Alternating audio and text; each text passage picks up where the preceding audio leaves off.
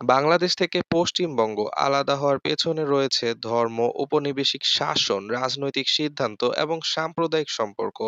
বাংলাদেশ ও পশ্চিমবঙ্গের জনগণের মধ্যে ছিল ভ্রাতৃত্বপূর্ণ সম্পর্ক, তবে ব্রিটিশ শাসনের অধীনে বাংলাদেশ থেকে আলাদা হতে থাকে পশ্চিমবঙ্গ। ব্রিটিশ শাসনের অধীনে বাংলা ছিল বৃহৎ প্রদেশ, যার মধ্যে বাংলাদেশ, পশ্চিমবঙ্গ, বিহার এবং উড়িষ্যা অন্তর্ভুক্ত ছিল। ১৯০৫ সালে প্রশাসনিক সুবিধার দোহাই দিয়ে লর্ড কার্জন বাংলা প্রদেশকে দুই ভাগ করে।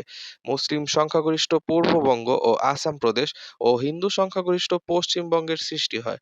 বঙ্গভঙ্গের ফলে হিন্দু মুসলমানদের সম্পর্কে ফাটল ধরে এবং হিন্দুদের বিরোধিতায় ব্রিটিশরা ১৯১১ সালে বঙ্গভঙ্গ রদ করে।